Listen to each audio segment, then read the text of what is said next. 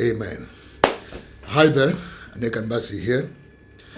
Few days left before we begin our 30 days fasting and prayer. I would like to give you guys an overview of what fasting is and why we should fast. Well, please also keep your eye on this page because I'll be posting a guide for personal help during the fast. Okay? What is fasting? Before I tell you what fasting is, let me tell you why we should fast. Why I think you should always fast in a nutshell. The goal of fasting is to draw nearer to God. Biblical fasting always has to do with eliminating distractions for a spiritual purpose. It hits the reset button of our soul and renews us from the inside out. It also enables us to celebrate the goodness and mercy of God and prepares our hearts for all the good things God desires to bring into our lives. Hear this from me. Personal fast can be challenging, okay? But it's also critical to understand your body, your choices, and most importantly, to seek God in prayer and do what the Holy Spirit directs you to do. Child of God, fasting is not bribing God, okay? A legitimate fast is not only abstinence of food, but of anything that you can give up for a period of time in order to devote yourself to God in prayer. For example, Paul said husbands and wives should not deprive one another of sexual intimacy except for fasting and prayer in 1 Corinthians chapter number 7 verse 5. Except for fasting and prayer. Do you see the emphasis? So fasting is not just abstinence of food, but it also, also be abstinence of tangible pleasures. Okay? Tomorrow I'll talk about the benefit of fasting, or what I call the atomic power of fasting. But let me quickly highlight the 4 types of fast I've practiced in my entire life, or that is practiced in Christendom. Number 1 is complete fast. Some people call it dry fast. Complete fast, okay? In this type of fast, you drink only liquids, okay? Typically water with light juices as an option. Number 2 is selective fast, okay? This type of fast involves removing certain elements from your food or diet, okay?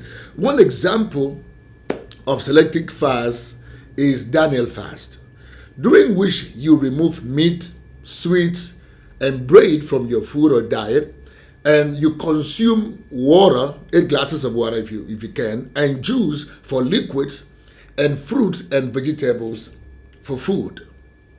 Number 3 is partial fast. Now, this fast is sometimes called the Jewish fast, okay?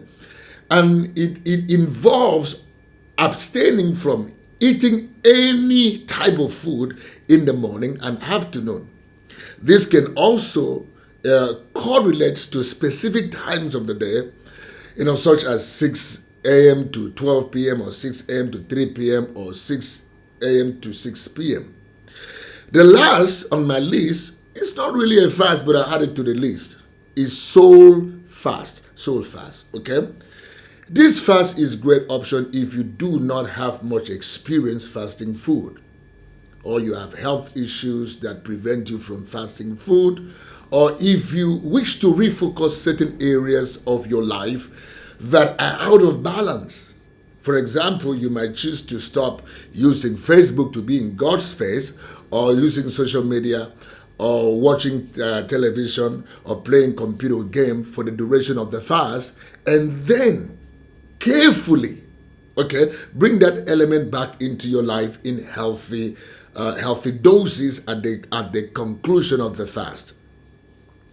You know your body, all right? You know your strength.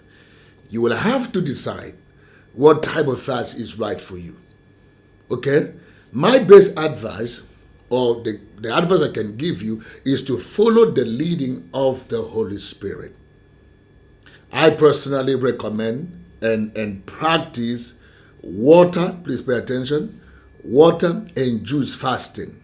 Water and juice fasting, particularly if you plan on fasting for a long time, okay? This form of fast can give you more energy to pray than just water only fasting or no water at all, while also forcing you to face the humbling experience of denying your appetite for solid chewable food. I know some guy will send me a message and say, hey, man of God, I fasted for 21 days without fasting. I fasted for 7 days without water and food. I fasted for 40 days, like Moses, without food and water. Bravo. Kudos to your elbow. But so you know, fasting does not mean you're spiritually mature. Secondly, it's not a competition. Okay? I wanted to hear this from me. I'm not just only a pastor. I have a secular discipline. No water fast or liquid should not be longer than 3 days. Okay? Except it's a partial fast. Maybe like 6 a.m. to 12 p.m. or 6 a.m. to 3 a.m. Okay? It should not be longer than 3 days. And if it should be longer than 3 days, it needs to be undertaken with complete rest and under medical supervision, okay? Because of the extreme danger of over-toxification, breakdown of vital body issues, and loss of electrolytes. So in a nutshell, I do not recommend that you fast longer than 3 days without water, okay? And please make sure that if you're doing dry fasting for 3 days, that you hear from God. That is God that is actually calling you, for such a dimension of fasting. Until I meet you tomorrow, look after your body, and remember, God loves you and I love you too.